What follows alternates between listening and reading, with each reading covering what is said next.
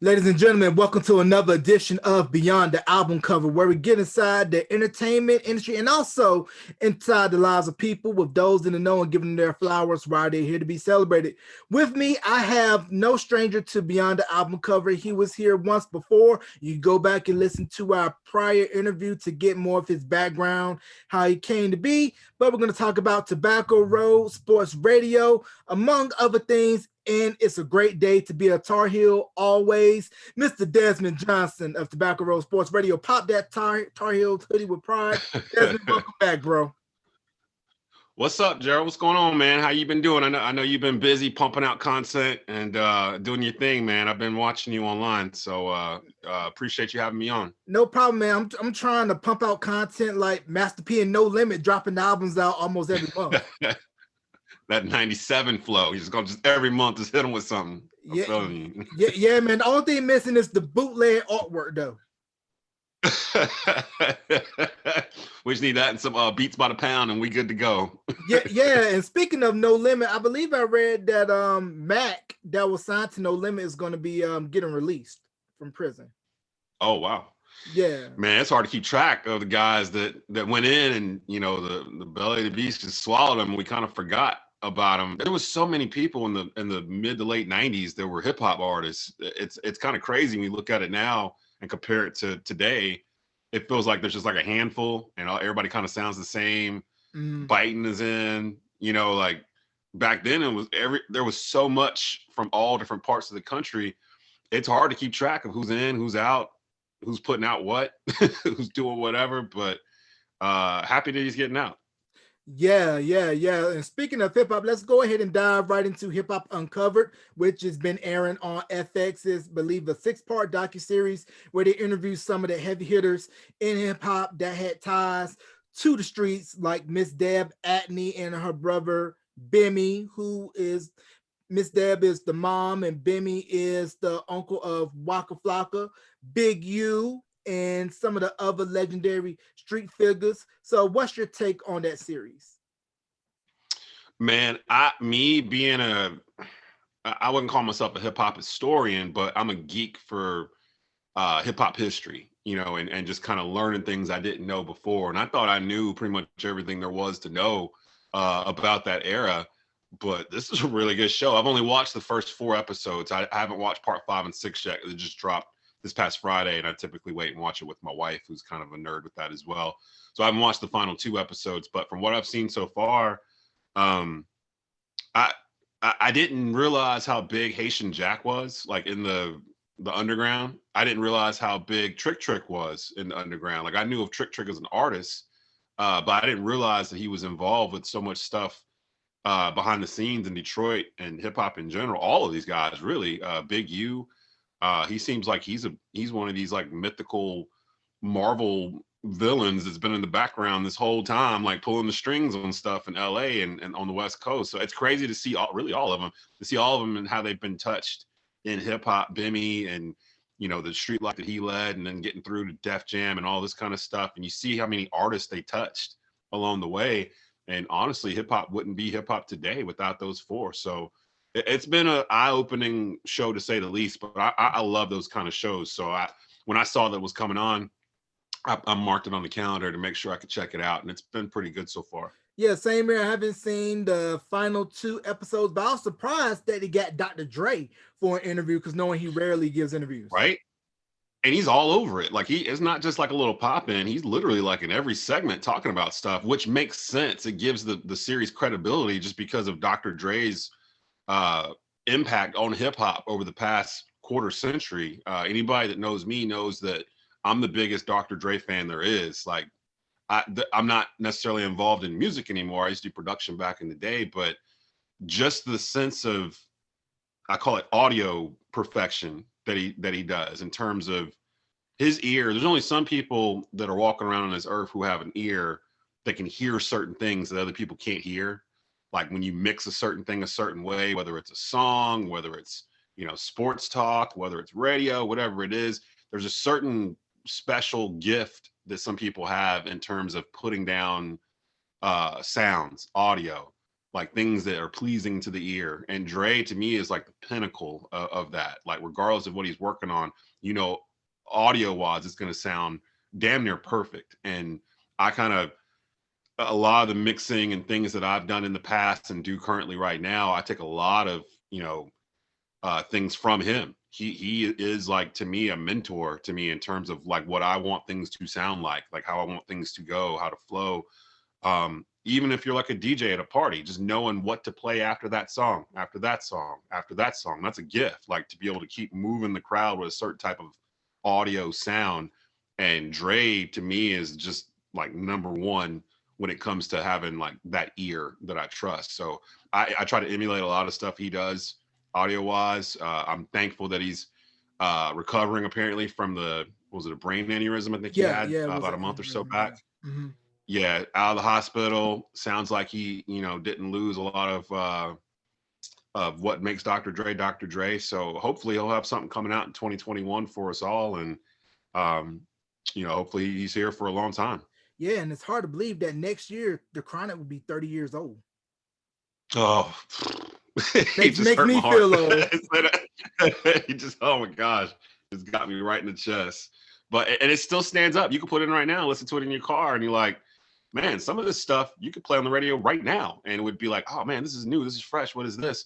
It just goes to show you, man, when you have that kind of ear, you can hear, you know, things ahead of people. That's a gift that definitely shouldn't be ignored. Right. And to think about the lineage that spawned from Dre, you know, Snoop, Eminem, and 50, all that ties back to Mm-hmm. Dre. And the Kendrick Lamar And as go well. even, yeah, you can go Game, Kendrick Lamar. I mean, like it just keeps going. Like he's literally, I think Dre has had the biggest influence on, we call it mainstream hip hop, but I would say more popular music, like not pop music, but just popular music. Like Dre is one of the main people responsible for making rap mainstream over the past 3 decades. And like you just said, you can literally go down from the early 80s to now. Like you can literally pick a year, and whoever the hottest artist is in that year is probably produced by Dre, in a group with Dre, on a label with Dre, or it's Dre himself. So it's literally, you see the lineage from NWA, and even before that, like, you know, Sonic, you know, like going way back. Like you can see the progression from NWA to all the stuff out of Death Row. One of the things that hip hop documentary on FX reminded me of, I knew, but it kind of really hammered home the fact that we have never seen a recording label like Death Row Records. We probably will never see one like it ever again. Nope. Where you had 12-year-old suburban white girls in Nebraska singing along. You know, like it became such a big deal. I remember as a kid, I wanted to live in Cali. I wanted to work for Death Row. I wanted to be a producer. I'm 13 years old out of North Carolina, and I don't understand all the gang culture and everything else going on behind the scenes. They were just cool. You know, they were the cool thing to be. And I don't know the way the music industry is set up right now. I don't know if that'll ever happen again, where it was like the 90s was almost like wrestling cliques. You know what I mean? Like each label was like DX, their own NWO. little, like, yeah. I mean, you had all this stuff like Bad Boy, Death Row, Duck Down. You had Wu-Tang, you know, you had So Def. Like all the labels were like these cliques that all had like 3, 4, 5 guys or girls on it that could rap their asses off. And it was just like everything sounded different. Nobody wanted to sound the same. Rockefeller, you know what I mean? Like all this stuff. I don't know where it went. I guess corporate America kind of just slowly, you know, seeped into the culture and has made it now where it's all individual and it's all, everyone sounds like everyone else. No one wants to be out there and be different or unique. And I think that's what's pushed me away a little bit from hip hop today. But back then, yeah, it was like Monday Night Nitro pretty much. I mean, everyone was in a clique, everyone had like a group. And that was what made it fun. You know, like who are you with? Are you with Death Row? Are you with Bad Boy? Are you Wu-Tang? Because they, you know, the Wu-Tang boys, they had like tattoos and decals on their trucks. You know what I mean? Like crazy stuff like that. You don't see that today. So it's different. Yeah, it's very different. And you got a couple of years of me, but I could attest to how growing up in the 90s, Death Row and everything that was coming out of California, that was our view of what we thought the West Coast was like with, Menace to Society, Boys in the Hood, South Central on the Latino side, might be the local. We all thought that this is what Cali was like. And then at the infamous Source Awards in 95, when Suge Knight got up on stage and made that declaration to not have an artist or producer be all in the videos, all on the records, dancing. Come to Death Row was very similar to how, like you said in wrestling, how when you try to get that cheap That's pop and exactly get the what it is. crowd Yeah. all riled up. Y'all don't Because a love wrestling us. promo. Yeah. East Coast ain't got no love for Dr. Dre and Snoop Dogg. We know where we at. Death East Row. Coast in the house. Yeah. And that was at the peak of like NWO being like the hottest like cultural thing out too. Like you got to think like this is 1997, 96, when this is all going on. And that was back when like wrestling had just come back into mainstream. The NWO was edgy. People didn't know if it was real because you didn't have like internet the way we have it now. So, they could do things each week and you'd be surprised by it. And Death Row to me was kind of like that NWO over the whole industry. They took over. Like they literally took over. Like you won't find a label where pretty much every album they put out went platinum, like all of them. And I think there's a lot of people walking around today in their mid 40s that drink Old English for the first time because they like Death Row, smoked weed for the first time because they saw it in a Death Row video, dressed the way they dress, talked the way they talk. It may not be from California. So just that influence of hip hop from the 90s, I wish that still existed today. And maybe it does in circles, and maybe I've aged out of it. Maybe it's just, the kids today are on something different than what we were on in their era and their age. And I know that I had older cousins that were on stuff that I hadn't found yet when I was that age back then. I wasn't into Tribe Called Quest and Rakim and Eric B and Big Daddy Kane and stuff like that when I was 10, 12, 13 years old. I was into Snoop and Dre and Biggie and Craig Mack and Wu-Tang and all the stuff that was like my time, my era.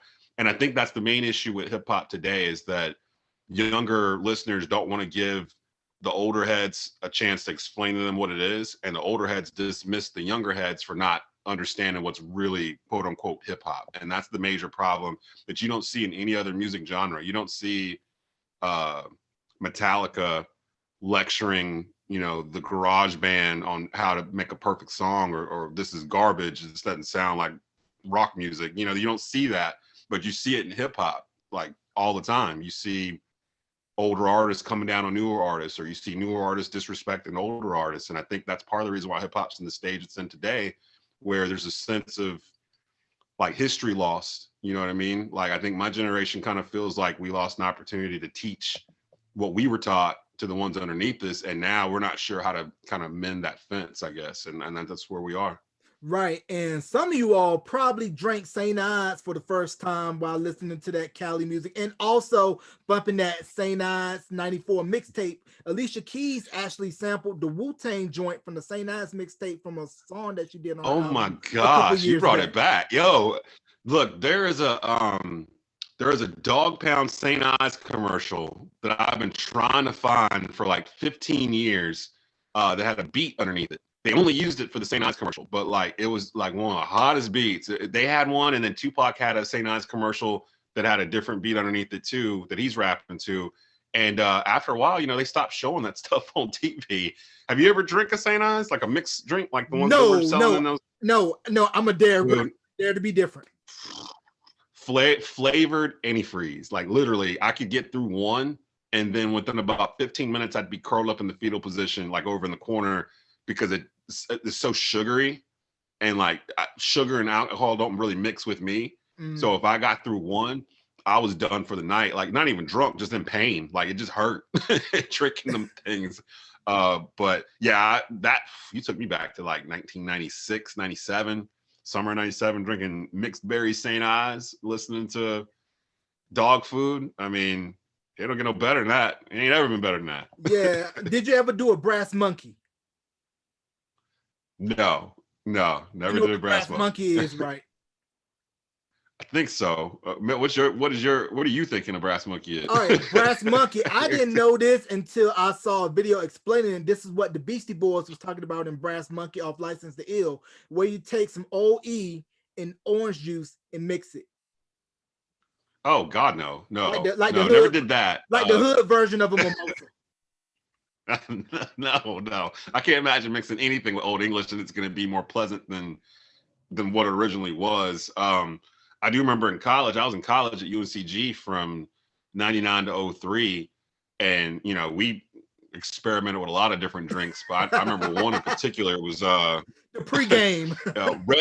Red Bull and vodka was like hot for like a summer when I was in college. Yeah, so we stocked on Red Bull and then vodka, and we pregame, like you said, we pregame before we go out to a frat party or whatever going on that weekend. I think we tried it for 2 weekends, and after that second weekend, it felt like your heart was going to explode and you wanted to run a marathon, but you also wanted to take a nap like at the same time. Like it was this weird like feeling, and we didn't like it after the second weekend. It was like, this isn't something you can do every week, you'll die. So we had to pull back and get back on that beer tip. But wow. College was fun into the 90s, early 2000s with hip hop and everything we've been talking about. So all that kind of melted together. So yeah, and the crazy thing about the 95 Source Awards was that Bad Boy was, of course, on top at its height, and being that was based in New York, they had the home crowd. But in the midst of all of that, Outkast ended up winning Best New Artist, and the South was in the middle of the whole East Coast, West Coast thing. Then Andre 3000 made the declaration that was the call into arms for Southern hip hop. The South got something to say, and then that started the boom of everything that came out of Atlanta, and then the higher profile of other Southern regional scenes such as Houston, Memphis, Miami with Slip and Slide and everything that was coming out of the South. Cash Money. yeah, and that's what I miss. I miss the variety. Like I liked looking at my CD book and seeing, oh, okay, all this is Organized Noise, Dirty South, Outkast, Goody Mob, T.I., that kind of stuff. And I could flip the page and be like, okay, all this is Helter Skelter, OGC, Buckshot, like East Coast, Capone, Noriega, Mobb Deep, like, Bubble Goose type music. And then you can flip it again and go to the West Coast, flip it again, go Midwest with like Twista and like Common and the Brat and stuff like that. Conflict. I miss that more than anything. Crucial Conflict. I miss that more than anything, the variety. It doesn't feel like there's variety aimed towards me. Now there may be variety and I'm just not aware of it because I'm 43 years of age and I don't really check for hip hop the way I used to when I was 23, in the store buying everything that came out. But it doesn't feel like anyone's really promoting their material to me. Like it doesn't feel like anyone is talking about whatever in their songs that relates to what I'm going through at age 43, which is crazy because I know there are artists out there that are in their 40s that have been in the game for 20 years and have stuff out there. I know Busta Rhymes put out an album a couple months ago. I still haven't had a chance to listen to it yet. That kind of thing. The Eminem re-release, the B-side that he put out for Music to Get Murdered By, I haven't heard all that yet. I just been so busy. I know that the guys in my generation are still putting out content. I just wish it was still placed on the same level, the pedestal that it was placed when it would come out 20 years ago, so it's easier for me to find. Right, and the funny thing that you mentioned when we're talking about Crucial Conflict, one of the rap acts came out of Midwest Chicago. There were some videos posted around on Facebook of high school bands playing Hey. And I'm like, they're funny. Not talking about they're talking about hay, but not that type of hay in the barn. Yeah, that was a different type of hay that we were talking about back then. That song actually went hard. They were one-hit wonders. I don't remember them doing anything else after that song. Oh, they had Ride the Rodeo, but it wasn't a big hit like Hey. Yeah, I don't remember that at all. But yeah, that's my generation. I graduated class of 96. So I was right in the pocket of that year. I saw a meme the other day, I think on Facebook, like, choose the one album that you wouldn't take with you. It was like 9 albums, all of them came out in 1996. And like, I fully, truly believe, I think we've talked about this before, that 91 to 2001, I consider it the golden age of hip hop in terms of, if you look at everything that came out during that decade and compare it to any other decade in hip hop history, Mm. Hip hop exploded into a $1 billion corporation during that decade. It made platinum artists, not gold artists, not guys that are going to show up on Soul Train here and there. Like, these are guys that are showing up on TRL. Like, these are guys that are getting played on MTV at 3 in the afternoon. Like, it blew up into this big thing. And you got all these classic albums that came out in 95, 94, 95, 96. To me, is the sweet spot. That's the pocket. Like, when you go into those 3 years and see the stuff that came out from, you know, everyone from Tribe Called Quest to Dre to Wu-Tang to, you know, you name them, the big Jay-Z debut during that stretch. Like, there's a stretch right there in that 3-year pocket where hip-hop just hit super notice. And you know, we saw the fall, everything with Biggie and Pac and everything else kind of cooled it down. And now it's kind of like hip-hop's trying to find its way again. So I'm not sure where it's going to go from here. Everything's so different now, radio and everything else. So So do you think the reason why Bad Boy was so disliked amongst like Death Row and everybody like the harder stuff was because their sound was more bright, fluffy? It was tailor-made for radio and clubs. Honestly, I think the hate toward, well, it wasn't really hate towards Bad Boy. I think it was more hate towards Puff. And it was really more because he figured out a way to get his records on like nonstop and told you beforehand, you know, they're not going to stop. And then he was right. They just kept going. Right. Like, and I think people didn't really start to dislike Puff until after Big passed, I think, because when Big passed and then Life After Death came out, Puffy was all over it. And then Puff comes out with his joint, Puff Daddy and the Family. And 97 was the year of Puff. Like, he was everywhere. Like, you couldn't turn on your TV without seeing him. And I think it got to be more, people got tired of seeing and hearing his voice more than anything else. I don't really remember a lot of hate towards Puff when Big was here and when Bad Boy was Bad Boy. I mean, Bad Boy was the East Coast equivalent to Death Row. Like, literally, like, they were just as hot on the East Coast, and the East Coast hadn't had anything for maybe 5-6 years before Bad Boy really broke through that. So I don't really remember people being mad at Puff before Biggie. I remember people being irritated at Puff after Biggie was gone because he was just on everything, like every record, every video. Like, he became a star behind the mic instead of behind the board. And I think that's what annoyed a lot of people back then. But it took a couple years. We got over it. He changed his name and we got over it. yeah, you gotta love Bad Boy. You gotta love their sound. And also, too, the one thing I was glad about with the No Limit Chronicles and then, of course, Rough Riders Chronicles shows that although these two different styles and sounds in different parts of the country were unique to them, they did numbers. And also, Murder Inc. had a hot run for a minute too. And then also on the underground side, Dipset had a run too with Cameron, Jewels, Freaky Zeke, Hell Rel, Max B.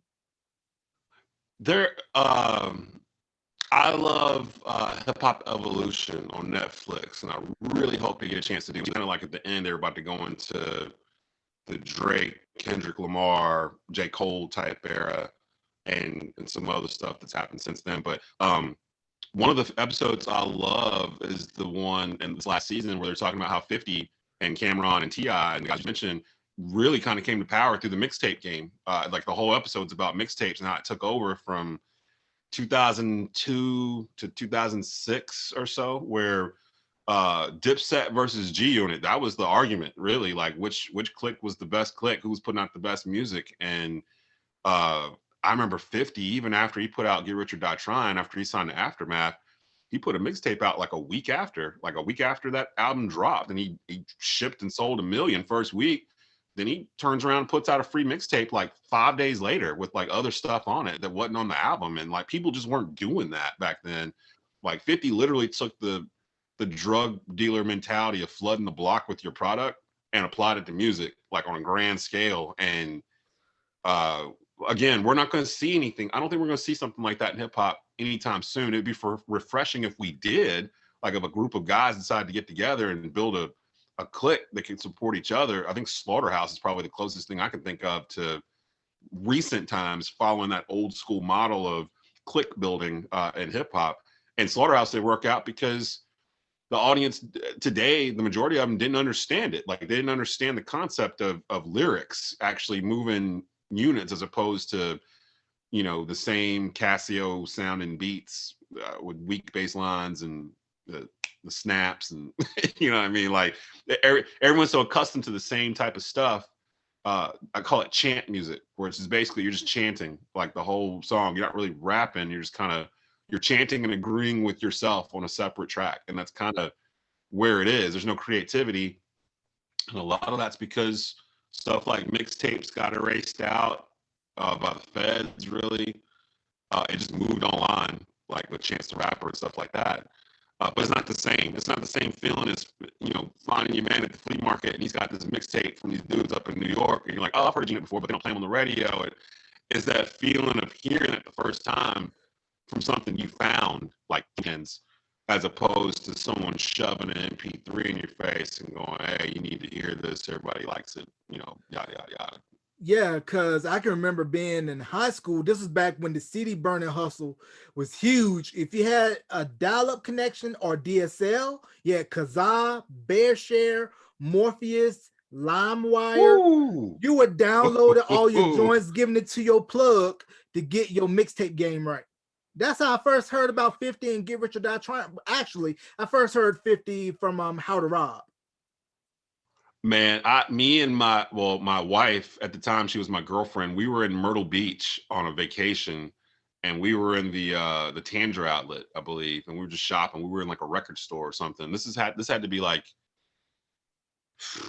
probably 2002, I think, some like summer 2002, spring. And we're rummaging through the tapes or whatever, and I find 50 Cent Is the Future, like in the thing. We're in Myrtle Beach, South Carolina. And like I kind of knew him through like The Source and stuff like that. How to Rob had been out, he'd gotten shot, you know, no one had signed him. And I was just sitting there, I was looking at it and I'm like, wait a minute, this is a mixtape. This isn't like something put out by a major label. How did this get here? You know what I mean? Like that was my thought as I'm staring at it in the aisle. I'm like, how did this mixtape get here to Myrtle Beach, South Carolina in 2002? And literally come to find out through shows like the hip hop documentary on FX and other things that Sha Money, his manager at the time, was really driving state to state and with boxes and dropping off boxes in individual record stores, and would literally be like, he'd have a guy planted like in a store and would be like, they would play like a clip or something off of one of the songs that like Stretch and Bobbito might have played, you know, that Friday night. And they'd play it in the store, and he'd have the guy planted over in the corner, and he'd go, that's the song I've been looking for. Do y'all have that? And then like he did it a couple times, and when he did it the first time, and the two other people that he didn't plant were in the store too, were like, that's it. Yeah, that's the song that I've been looking for. Art on Stretch and Bobbito. That's what I want or whatever. And that's how Wu-Tang, same way, with what's the dude's name? RZA's brother that was managing them. It was the same way, taking boxes to record stores, planting people in there, having them play it, and having the people recognize that organically, and then the record store want to buy it. So like they were just moving units literally hand to hand across state lines. And you don't have to do that now, but I think that made that hustle even harder for them. So it meant more in the end.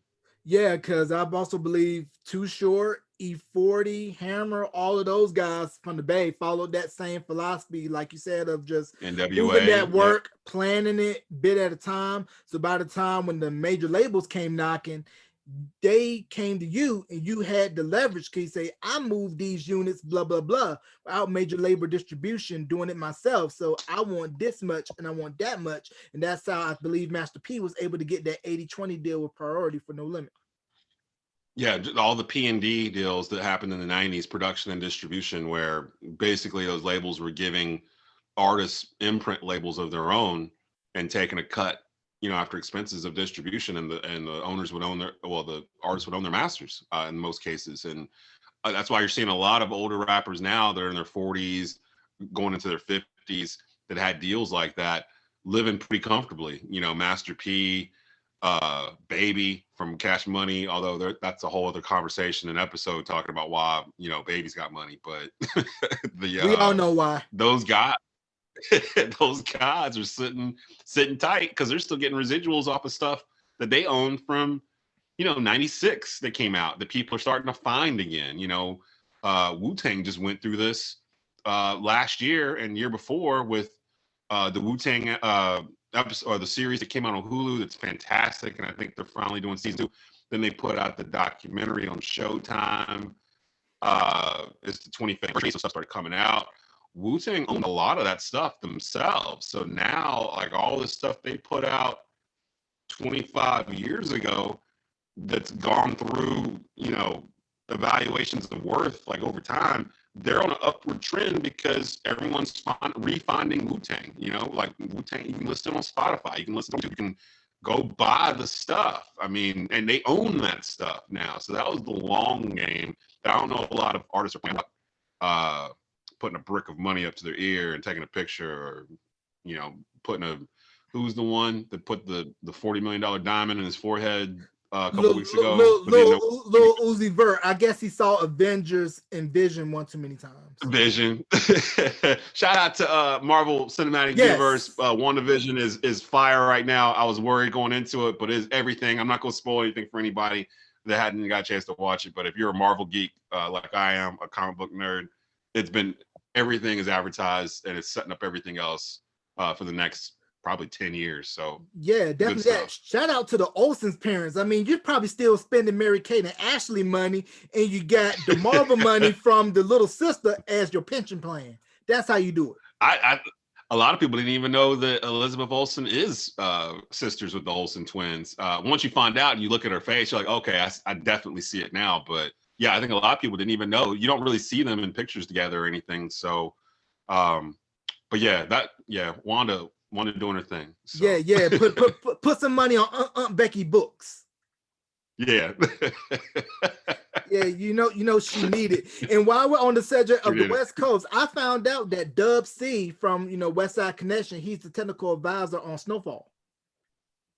Oh wow. Okay. See, that's a joint I need to start watching.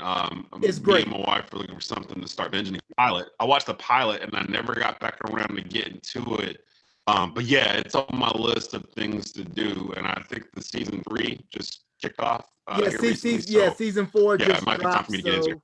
Yeah, get into that. All Americans, another good show that I watch. That's a good one to watch. Yeah. And I also heard too that 50, who has For Life and of course Power, the Power spinoff, which Method Man is on, that he's going to be developing something for Stars about BMF, the Black Mafia family out of Detroit. I saw that too. Yeah. Actually 50, I was a little concerned about him, because when he was making music regularly, it felt like he was making the same album over and over and over. Like from Get Rich or Die Trying's not much different than Curtis or Animal Instinct. I mean, they follow the same blueprint, really. The beats are just different. And I was worried he wasn't growing. So what was he going to do? And luckily for him, he kind of found his niche in television, producing shows, producing content in that level. I'm a huge Power fan. I'm a huge fan of Power and the universe that Courtney Kipp has created. I was a little worried about Book of Ghosts in the beginning because I ain't gonna lie, Mary J took a couple episodes to kind of warm up to acting in that role. She was very stiff in the very beginning of that season, but she found her lane. The kid that plays Tariq, man, he really impressed me. Like, it's almost like they're trying to rebuild Ghost, but like in a different way, like smarter, like learning from the mistakes of his father. And like, it takes a lot to be able to go from the end of Power, where Tariq killed his dad, like in cold blood, and to get to the end of season 1 of Book of Ghost, where he's been transformed into almost like not a hero, but someone you want to root for, kind of like Tony Soprano, like where Tony Soprano wasn't necessarily a hero, but you rooted for him. Like every week, you wanted your team to win. And with Tariq, you're starting to see that same type of thing in Power, where they've basically converted an audience. Like, I mean, we wanted to kill Tariq. Like everybody in the country was like, they hated that kid. And by the end of this season, now everyone's like, oh, okay, now I see the vision. I see what. That's just good writing. I really like Power. I'm really excited to see the next one. that they just started filming in the books that they're doing. It's supposed to center around Tommy Egan, and I think he's in Chicago. Like he leaves New York and goes to Chicago and starts there. And he cast last week, and I just like what they're doing. I like the whole stretching of the universe instead of just when power ended, it just ended and there was nothing else to go to. I think it's just incredible what they're doing coming from Courtney.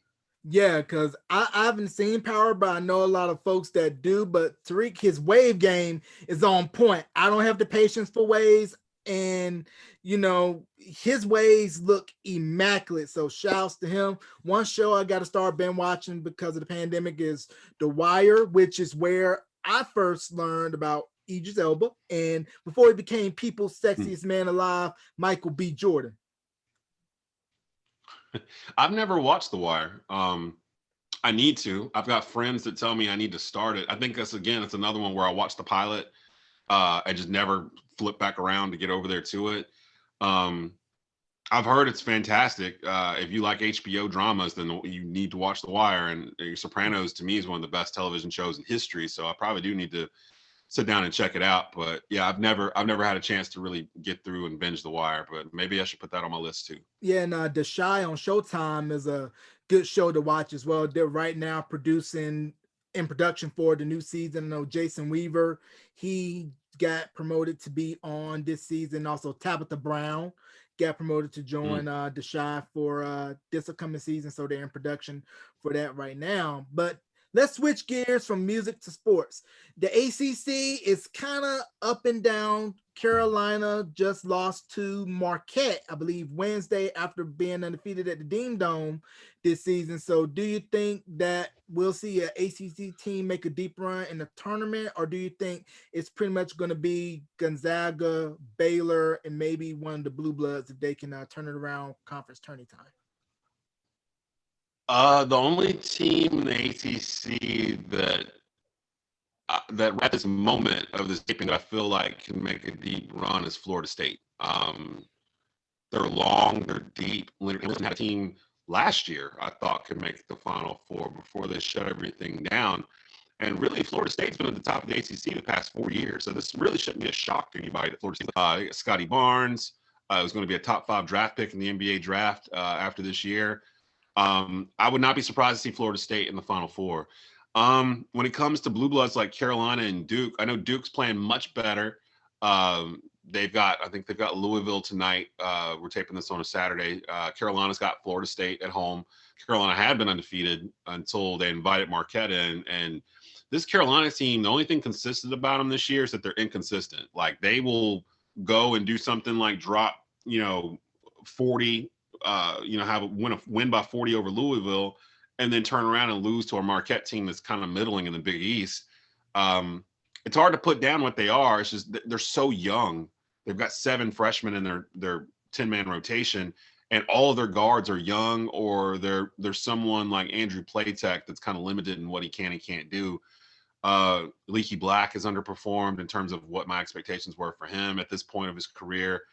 The big men are straight. They probably got the best front court in the country, but with young, inexperienced guard play, that's going to hold them back. Duke might be a problem. Duke might end up sneaking into the tournament and being a high double seed, like an 11 seed or 12 seed that nobody wants to play. They just feel like a different team without Jalen Johnson. They just feel like more cohesive, like addition by subtraction. And it looks like they're actually having fun. They weren't having fun throughout earlier in the year for whatever reasons, and we'll never know because it's Duke. They won't really volunteer that information to us. It looks like they're having more fun, so I'd be a little weary of them. I've felt Gonzaga could go undefeated and win the whole thing with an undefeated record, which hadn't happened since Indiana. I think 72, I think it was. It's the last time we've had a team, or 76, something like that. I think last time we had a team who went undefeated and won the national championship was 76. Yeah, Indiana, Bob Knight's team. I think Gonzaga can do it. The knock on them is that they play in a weak West Coast conference. So once they get to conference play and then they get thrown back into March Madness, they're also a team they're not prepared for. I don't know if that's the case with this year's team, but I expect them to be there at the end. I haven't seen enough of Baylor to really make a judgment on them, but I know they're good. They were good last year. And I would keep an eye on Juwan Howard's boys in Michigan. I think they're playing the best basketball in the country right now. And they don't really have a star. They just play really, really well together. They know what they are, and they're beating the brakes off of people right now. So I would expect Michigan to be a factor at the end too. It's going to be a weird March Madness. Like we might have COVID issues where teams have to drop out, and you're going to have blue bloods that are going to be low seeds. They're going to be knocking off high seeds probably. It's going to be interesting for sure. I'm just happy it looks like we're going to have it when we didn't have it last year.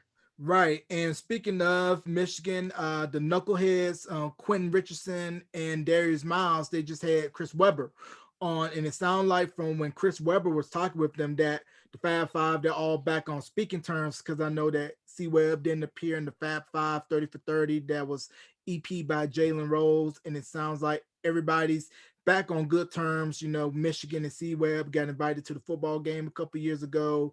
Then I think he was there when they made that title run back in, I think, 2018, I believe.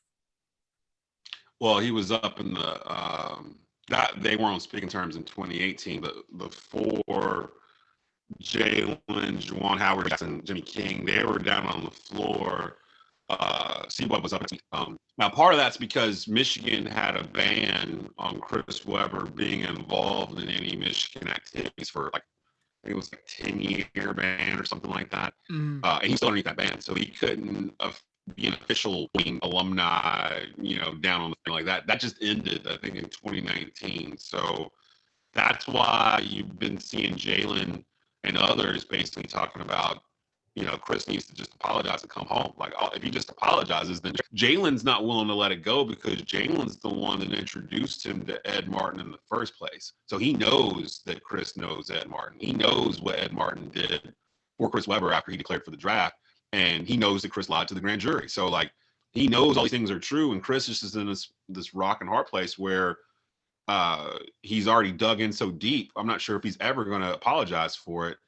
And it's sad to me because, Michigan's it is my favorite college basketball team of all time. The 91, 92 Wolverines, the Fab Five. Like, they were sports clashing with culture right in front of our eyes. Like, we saw the sport change because of these five guys. And when you look back on it, Gerald, they didn't win a single thing. They never even won the Big East Conference. Like, they never won a conference tournament. They never won a national championship. They won the hearts of America. That's what I like to say. And changed the way that we look at sports today. Yep. I've got Tennessee and Auburn on behind me, and every single one of them have long shorts on. Like that happened with the Wolverines. Wearing black socks to play basketball in, bald head, having tattoos, bringing that playground style to the court. It started with UNLV the year before, but Michigan took it to another level. Like, Michigan took it to a level where it was like they were a must-see TV. Like, they were really, I can't really put my finger on it, and I wish they had won something. And I think if Webber came back for junior year, they would have won the national championship, because they made it to the Elite Eight without him. But yeah, if they are back on speaking terms, that's great, and I hope they do. Jalen and Chris in particular, I hope they mend those fences, because I adore those dudes, and I hope they really get together. Yeah, although I hated the C-Web gaff timeout, it was great for us Tar Heels fans because we ended up winning it that year. I was a freshman in high school when that was going on, and everybody knew I was a huge Carolina fan, but they also knew how much I love Fab Five. So they knew I was kind of torn with, like, who are you going to root for tonight? Like, well, I kind of win either way. I don't really know, because this was after Michigan lost to Duke the year before. So it was kind of like, to me, I'm thinking, well, I don't know how many cracks they're going to get at this. I really want them to win it. But I'm like, dang it, why does it have to be against Carolina? Like, I want Dean to get his second one. Like, that's the one people need to see him get to push him into this level of where he ended up being. And the way it turned out, I think if Webber hadn't called that timeout, I mean, Carolina was leading, if I'm not mistaken, when that happened anyway. I think they were up 1 when that went down. So we still don't know if that would have affected the end of the game. But it makes you wonder, what if, like, would Webber have came back for junior year? Probably not, because if you watch the Fab Five 30 for 30, they were hand to mouth in terms of, like, none of those kids had money. Like, when they were on campus, they were pretty much broke. Webber got that money after he declared for the draft and left. So it was that pocket, those couple of months in between is what we're talking. It's not like he had $300,000 while he was, at Michigan. Um, would Dean have had another chance to win a national championship after that? I don't know. Maybe. I think he got back to another Final Four with Stackhouse and Wallace. And I believe he took Carter and Jameson to one in '97. But would he have won another one? I don't know. So I'm happy with the way things turned out. Of course, like I said, being a Carolina fan, I'm not going to be mad that they won a national championship at any level. But I wish it hadn't been against the Fab Five. Right, and you mentioned the UNLV Running Rebels, rest in peace, Coach Tark, and then also that kind of started further back with the late John Thompson, those teams at Georgetown, and then also the late John Chaney, and his teams at Temple, both two coaching pillars in college basketball that we lost, and how you don't see coaches like that no more. I mean, Coach Thompson had the rep where in the streets, the heavy hitters knew not to mess with his players, and he took on AI when schools backed away after the bowling alley incident in Hampton. Right. Yeah, you don't really see that too much nowadays. I think in college basketball in particular, it's so overran by club teams and AAU and that mentality where we talked about Duke a couple minutes ago with Jalen Johnson. He bounced around to like 2 or 3 different high schools before he got Duke because he wasn't getting playing time or whatever it may be. So little warning signals from the very jump. And then he's not the only kid that's built like that. The kids at that age nowadays are kind of molded to believe the system should be for them as opposed to going and working for it and getting it because they've been coddled a lot of times. You're such a good player, you're this, you're that, you shouldn't have to do this, you shouldn't have to sit on the bench. So you get a lot of that nowadays. So you don't really get a good feel. College basketball, I think, is in trouble in terms of something's got to give with the one and dones. Either they can't come in at all and they can go straight to the league from high school, or they got to come in and they got to be in for 3 years or something, because the mentality of a lot of these kids now, G League is going to mess this up for college basketball, because a lot of these kids, and you got some of them in there playing this year, they'll just bypass college and just go to the G League and take their chances there. Now, you can't duplicate the same type of exposure someone like Zion Williamson got at Duke for his 1 year. Like, you just can't duplicate that at the G League. It's just not going to happen. But you're not going to duplicate Zion Williamson either. Like, that was kind of a one in a every 10-year type player that we get that probably needed to go to a major college to expose himself in that fashion. If he went and played for the Greensboro Swarm for a year and then entered the draft, we wouldn't talk about Zion Williamson the way we do today. So I think they got to figure this out. They got to do it soon, because if the G League works for the NBA has no reason to work with the NCAA in terms of getting their stuff together. That's an NCAA rule, not an NBA rule. So I don't know. We'll see.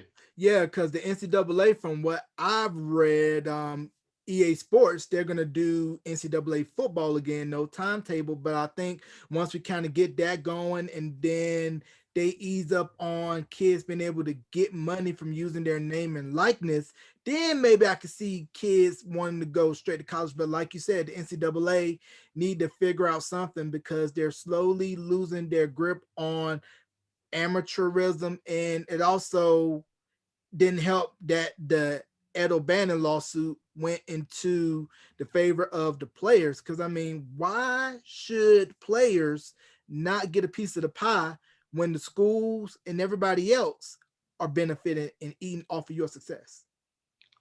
See, I kind of go both ways with that argument, because it's like, yes, those players should get something up for the time spent in there. Like right now, we're going through a college basketball season where they're moving games around and trying to get games in so they can get to March Madness, which is the biggest money maker the NCAA has, over $1 billion. And the kids aren't getting paid a dime. They're getting paid from the school. But that's not enough for what they're doing. And on the other hand, like, well, the swimmers don't get paid, the gymnasts don't get paid, the baseball players don't get paid, the soccer players don't get paid, much of the basketball players or the football players get paid. And the argument to that usually is those are the money-making programs at any school. Like, the rest of them are probably running in the red. Football and basketball at a lot of these schools supports those other programs. And I'm seeing it here locally, high schools that I deal with here in the Triad. with COVID going on and the football season getting moved to the spring, in the beginning, they didn't know if they were going to play it at all or with fans. So a lot of these schools that I deal with here, they were concerned about their other programs, like things like women's volleyball or softball or tennis that are paid for with their football program and the money from the gate, during those 10 weeks or whatever they're playing. And they don't have it. And even right now, as we stand right now, we're still up in the air in terms of the seasons will get played, but we don't know if there's going to be fans in the stands to help with those gates. And they push it to the end of the year, so there's like multiple things happening in the spring. So it's a complicated conversation to have. I don't know if college football and basketball in particular can ever get to a point where they can figure out how to fairly pay players. Because are you paying the star quarterback the same money you're paying a third string offensive tackle? If so, but are you paying those guys at Alabama the same money you're paying the guys at Elon? There's a lot to discuss with that. So I don't know if there's a clear-cut answer. Yeah, and you mentioned high school football in North Carolina just got underway, and out here in New Mexico, they're going to get underway next Friday. But what I noticed is that for a lot of kids with the lost time, a lot of them would transfer to private schools because the private schools don't have to follow the public school regulations. They figure, hey, this is the time for me to get some tape so that somebody can see me and get a scholarship. So has there been a lot of that going on in the triad with kids going from public to private to play because of the long wait in the season? Some, not as much as I expected. What's really happened here is that there were a lot of Division I kids in the area. Primarily in football is what it affected. A lot of kids in this area that were signed already, like early letters of intent, or were getting scouted and got offered early, and they decided to sign and go because we didn't know back in October, November, if we were even going to have a high school football season. So a lot of those kids that would have stuck behind or stayed behind and played their senior years decided to leave and enroll early at colleges around the area, simply because at that time there was no guarantee they'd be able to play. So they, through the urging of those coaches and parents and whatnot, they decided the best move for them was to go ahead and move on with their career, move on with their education. And you can't hate a kid for that. I mean, it's their life, it's their career, it's their education that they're dealing with. They've got families, they've got things they've got to take care of. And you got to look out for yourself. So, I mean, at that time, that was the best decision for those guys. The ones that stay behind, not knowing if they're going to play or not, they're being rewarded now because they are getting a chance to play. And I think a lot of those teams where those seniors stayed behind are going to end up being teams in contention for high school championships here in about 2 months or so. Right. So how is the NCHSAA doing the playoffs this year with the condensed football season? So there's 8 classifications in North Carolina. Yeah, 4AA, 4A, 3AA, 3A, and down the line. Now, next year, they're supposed to be going back to just 4 classifications and grouping all those back into 4A, 3A, 2A, 1A. You ask coaches around the league, they're kind of up in the air about that because you're going to have teams that may have like 1,200 kids in attendance taking on teams from like Charlotte or someplace that have 3,000 kids in attendance, and it's not exactly a level playing field. But before we get to next year, this year, from my understanding, each division will have 16 teams that will be picked. I think each division has 12 conferences in it. So it'll be the 12 conference champions will get automatic bids, and then there'll be 4 at-large bids, if I'm not mistaken, that'll be given out from that. So it's a little harder to get in. Before, I think it was like a 32-team field for each classification. Pretty much everybody got in the playoffs, and you pretty much, really like the top 2 or 3 teams got in from each conference.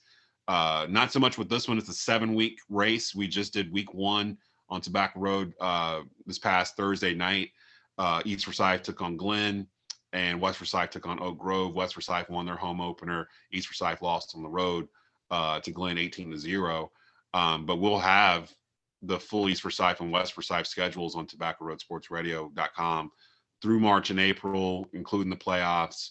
No one else was really airing games like that for individual schools here, and that's kind of part of the reason why Tobacco Road got born. So we've been happy with that and the those schools have put out for us, and It's been pretty exciting.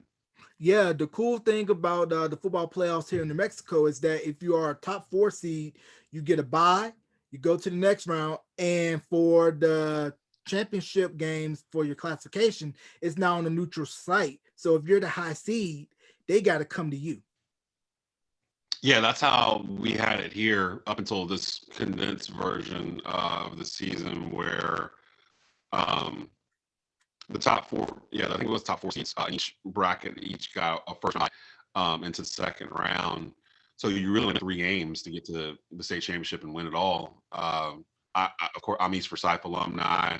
They were 2-time state champs in 4A, defending champs of that, but they lost a lot of D1 kids early from what I was talking about because they were loaded to begin with. So we'll see what happens with them. West Forsyth's always a tight knit group, really good. They run the ball, they stop the run. I expect good things from them and Coach Snow out there. And again, I'm just thankful for the relationships we've fostered with these schools and these communities to be able to come in and actually spotlight these kids. That was the main thing I wanted to do, was to have a platform that spotlighted high school athletes in the triad, coaches in the triad, HBCUs in the triad, and still give a focus on the pro stuff in North Carolina, Panthers, Hornets, NASCAR, ACC basketball. There was so much stuff here, and it just felt like there wasn't enough outlets to cover it all. And that's really how Tobacco Road got started. So just shout out to East Forsyth, West Forsyth, all these high schools that are helping us get established in the triad. Yeah. Have you happened to catch Why Not Us about North Carolina Central men's basketball, executive produced by Chris Paul and Winston-Salem State alum Stephen A. Smith?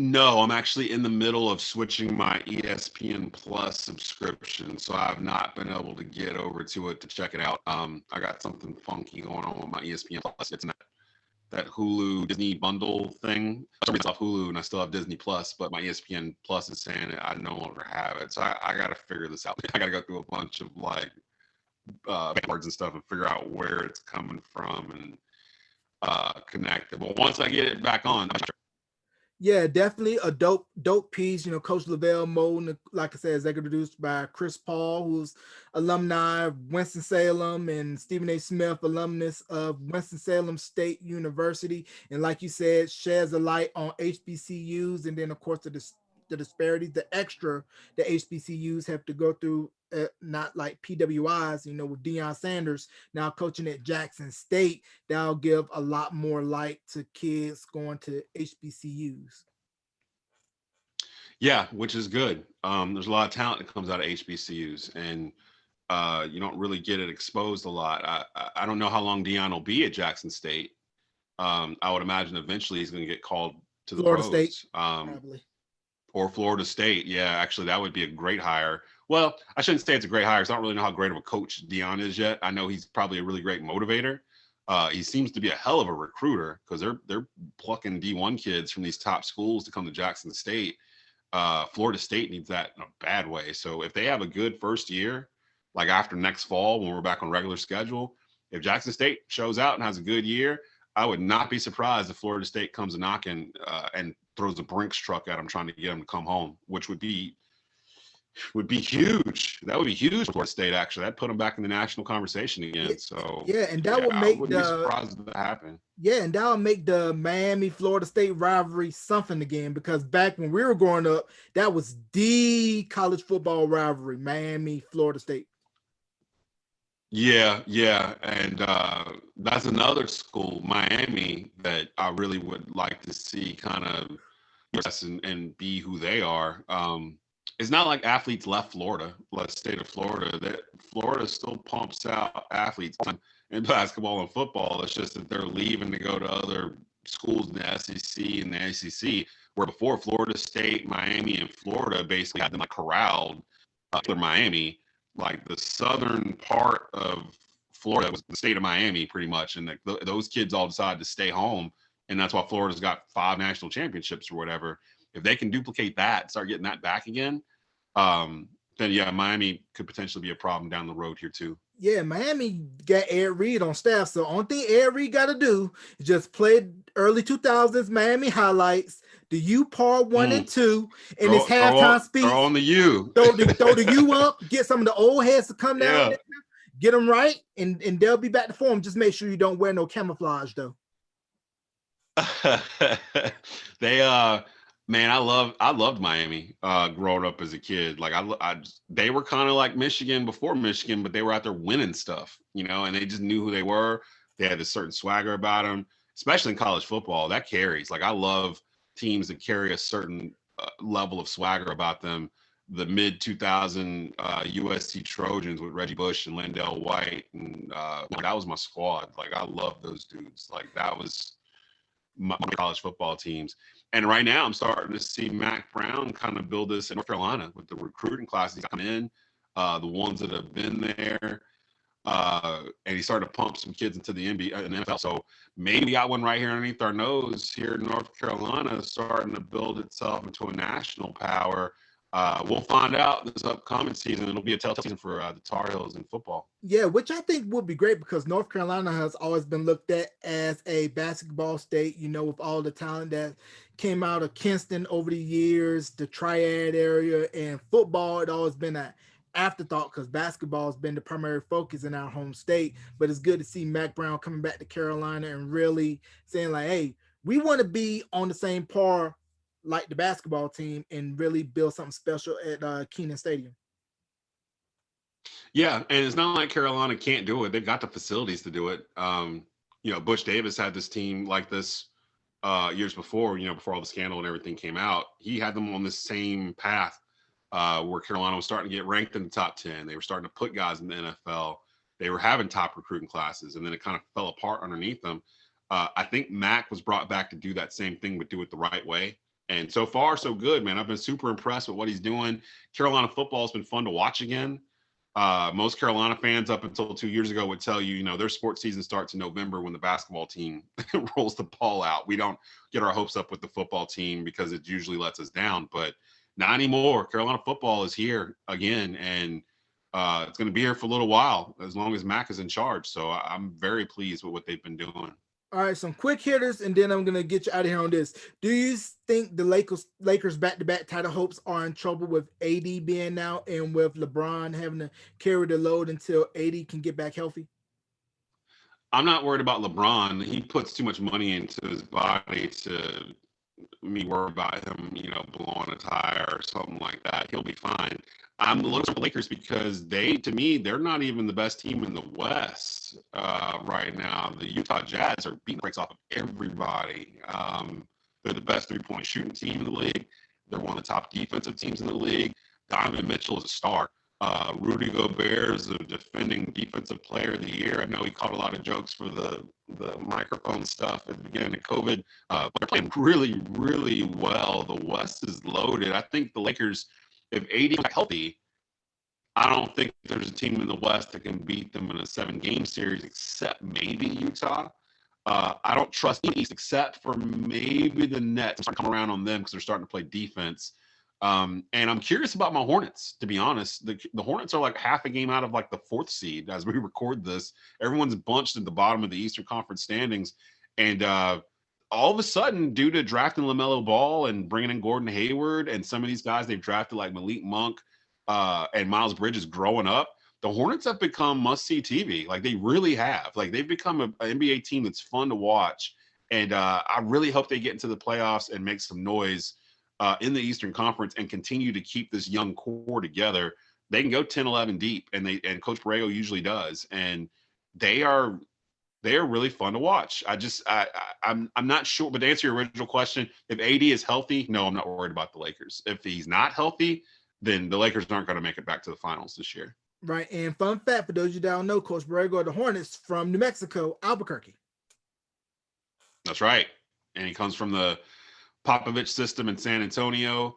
The Hornets kind of run like a kind of hybrid triangle sort of a motion offense from the Spurs, sort of. It's kind of like a hodgepodge of it, where the ball is just constantly in the air. They're constantly moving it by passing it. And I love it. LaMelo has changed the culture of this team in, just a few short months, and I can't wait to see what they do going forward with him. All right. Will the Panthers risk it all for Deshaun Watson or hold pat and draft a QB in this year's draft? They better. I mean, in terms of going after Watson, Watson's 25 years old. His hometown is like an hour away from Charlotte, down in Georgia. It would make too much sense for Deshaun Watson to be a Carolina Panther next year if they don't have to give up Christian McCaffrey. If they can keep McCaffrey and still bring in Watson. I know people are hung up on this whole, it's going to take 3 ones to get him and a couple of defensive starters probably and blah, blah, blah. People aren't thinking about the fact that, okay, well, the first round pick this year, if we don't use it on Watson, we're probably using it on one of those picks. Those other 2 picks in 2021 and 2023, I should say, if Watson is as good as advertised and you're keeping most of the offense together, those aren't going to be high first round picks. Those are going to be low in like the late 20s, too high second round picks that you'd be giving up for Watson. And plus, you just brought Scott Fitterer from the Seattle Seahawks to be your new general manager. The one thing the Seahawks were able to do during the first half of Pete Carroll's run was build their defense and their offense through middle to late round picks. If you look at the Legion of Boom, the only first round pick in the Legion of Boom was Earl Thomas. Everyone else, Richard Sherman was like a 4th round pick. Cam Chancellor was like a 3rd round pick. Those guys were found through talent evaluators. You can build your team without having a bunch of first round picks. So the mentality of a lot of Panther fans, I think they're just thinking we're going to be bad for a while, so we should hold on to these picks. It's not worth it. And if you got a chance to get a generational talent like Deshaun Watson that clearly is still going to have 10 years in front of him, he's 25. You go get him. If he's available and you need him, you go get him, because you can't. You have burned the bridge with Teddy Bridgewater at this point from comments you've made in the media, things you've said that weren't really levels of support for him going forward. If I'm not mistaken, Teddy Bridgewater has unfollowed the Panthers on Instagram over the past week or so. So it's behind the scenes is slowly building to a head here. And I think really they're just waiting on the Texans to finally say, okay, we're taking trade offers for him, which they haven't done yet. Right, which I think they should, because Deshaun doesn't want to be there, and he doesn't want to play clear this season that Teddy B is not it. He's a bridge guy. See what I did there? And also shout out to Jennifer King, who just got promoted to be on the Washington football team staff full time, and I believe she's from Reedsville. She is. She went to Greensboro College, if I'm not mistaken, and I think we're going to try to get her on Tobacco Road over the next couple of weeks. So definitely look out for that as well. All right. And last thing, do you think that the college football playoff will and should be expanded? Because as we saw this past season with the success of Cincinnati and Coastal Carolina, it's almost like if you're outside of the Power 5, it's near impossible for you to break through that top 4. I mean, I think it probably should be expanded, but I don't know what the sweet number is. Like, I kind of sat on 6. Like, I'd like the top 6 to get in, because if you get past that, you start getting down to the lower part of the top 10, top 15. Those teams really probably don't deserve to be in the playoffs. Like the number 9th team in the country or the 12th team in the country probably don't need to be in the playoffs, because they're going to probably lose that game to Alabama or whoever it is. But if you take the top 6, then you kind of open it up where the 1 seed, the 2 seed get buys for that first round. They get buys to the semifinal, and you have, 3 play 6 and 4 play 5, and you're going to get teams that are similar to each other. That probably would have put Cincinnati maybe in there. It maybe would have got Coastal Carolina closer to it this past year. But then you kind of get them to have a chance to be in there. So say that 6 seed was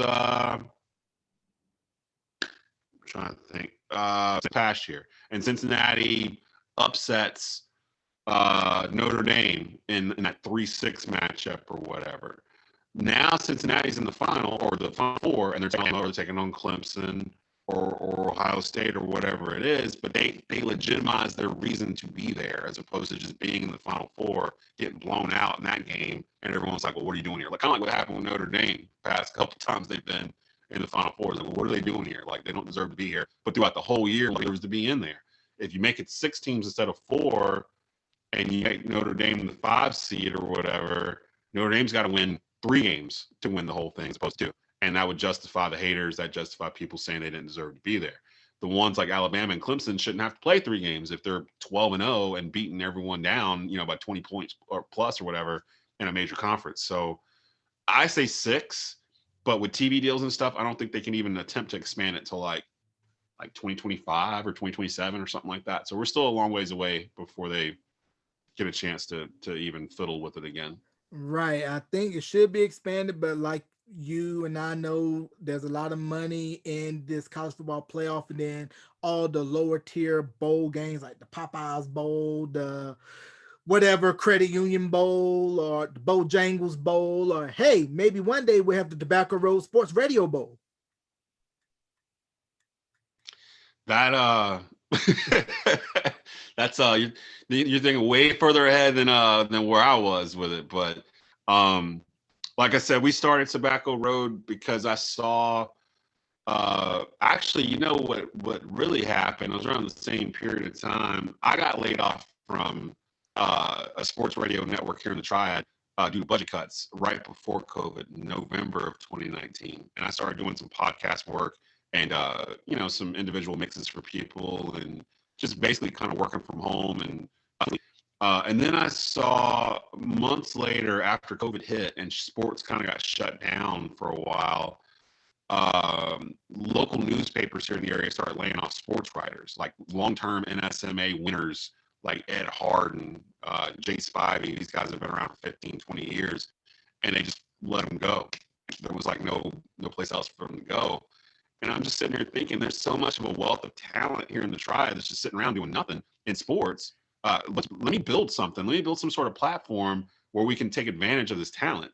And Tobacco Road Sports Radio was born out of that idea. We launched Labor Day weekend of 2020, and we've grown from being on just Saturday mornings to right now we're running a Friday afternoon lineup each Friday, where the rundown's currently at 4 o'clock.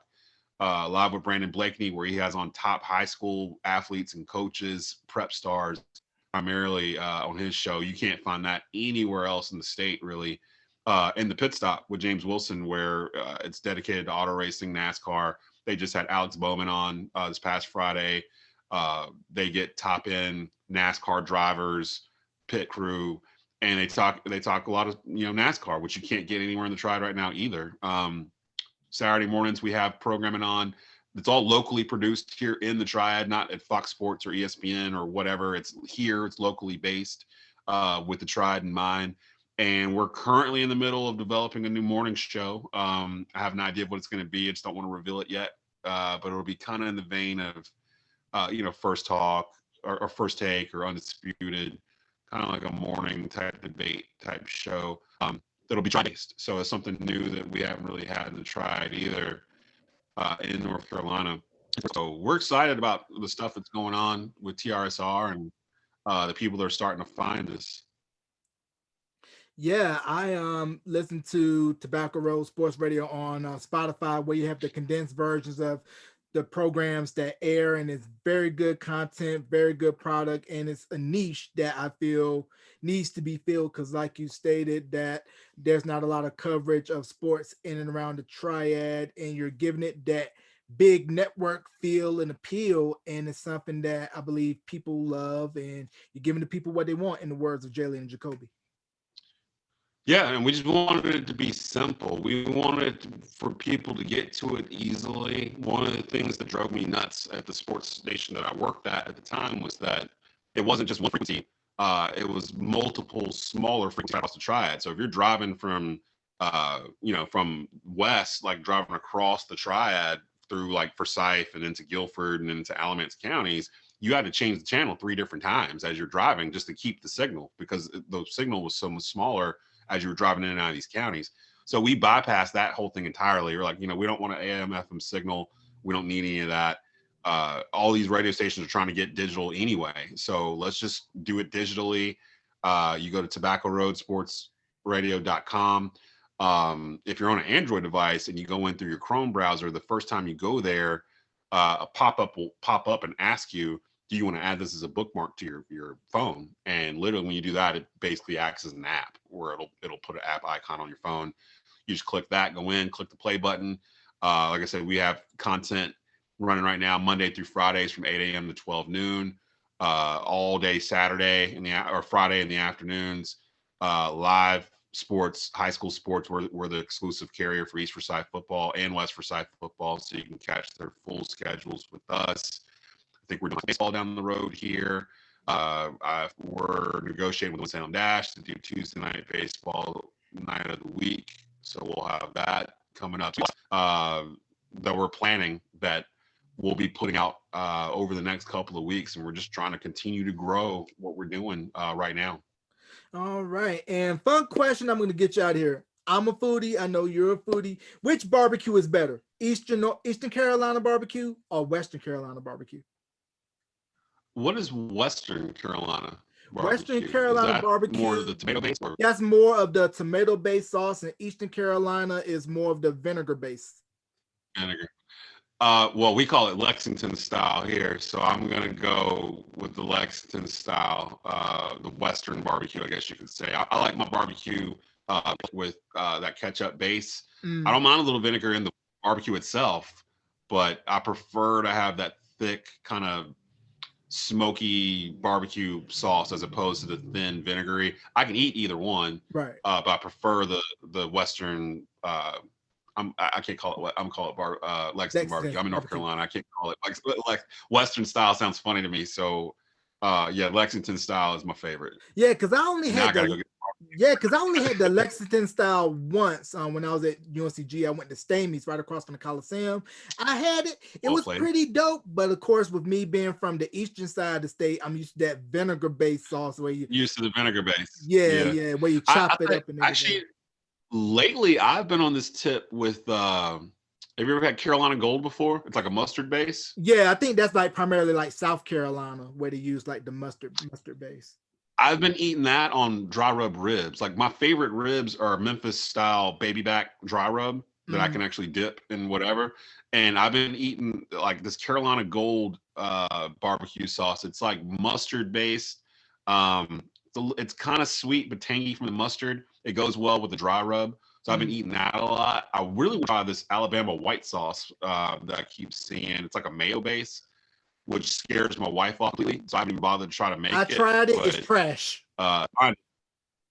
Really? Trash. It's trash. You gotta really like mayo. You gotta like mayo to do it. It's trash. It's trash, dog. I tell you that right now. Coming from a barbecue connoisseur such as myself, that white sauce is trash. But I'm gonna tell you a good barbecue spot here on the eastern side of the state. Go to Kinston. There's this barbecue spot, I believe, either King's or Parker's, one of the two. They have this sandwich called Puppy on the Pig, whereas the barbecue sandwich, but for the bun, they use hush puppies. Huh. So like squashed down like or hush puppy so they use like the hush puppy mix, and then they form it like a bun. So you're eating a barbecue sandwich, but the hush puppy is the bun, whereas like a regular bun for a sandwich, but it's just hush puppies. So you get the best of both worlds, where you get your barbecue, coleslaw, and your hush puppy. And with Roy Cooper enacting lifting that curfew up, yard parties are going to be in effect soon. Because being from North Carolina, if the weather is up 60 degrees, somebody's cranking that grill. It's around 60 right now. After we just had a cool spell here. Matter of fact, my Saturday plans, I have to actually build a website for somebody, and my Saturday plans was after I did this with you. I'm hopping in the car. I'm driving to Lexington to pick up a pizza from Godfather's. It's my annual Godfather. Well, not annual. It's my semi-monthly Godfather's pizza trip. They're the only one within like 100 miles of my house. So I have to drive down Highway 52 and pick it up. I usually go about once every 2 months, and I'll pick up one from out there. One of the best pizzas around. Don't let anybody take it. And that's my move for today. I'm going to grab some Godfathers and fiddle around with a website or two, do some audio work, and just keep pushing. Yeah. So before we close, any shout-outs you want to give, plug social media, and also where people can find the content for Tobacco Road Sports Radio? Yeah, so we're all over the place. Like you mentioned, our broadcasts are at Tobacco Road Sports Radio. So definitely bookmark that. Go there. Like I said, we're in the process of rebuilding format. We had something there that we've dropped, and we're going to be built. I think I have an idea of what's going to be there that should be pretty fun for everyone.